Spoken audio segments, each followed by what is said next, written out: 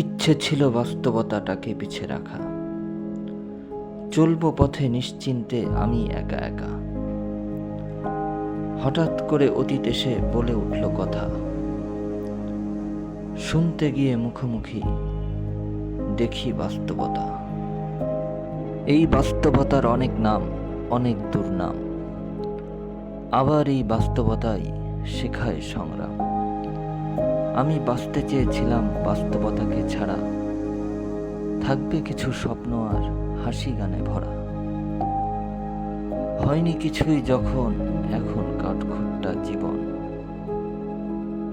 নিয়ে পথে চলি মিলেমিশে সারাক্ষণ। বুঝি না তো বাস্তবতা আপন না পর, এর সাথেই সন্ধি করে বাঁচে কত ঘর।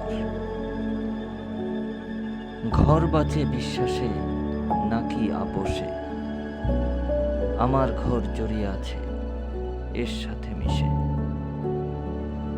হয়নি করা আপোষ তাই অতীত অযথাই ঘুরছে আমার চারপাশে, বলে মুক্তি চাই।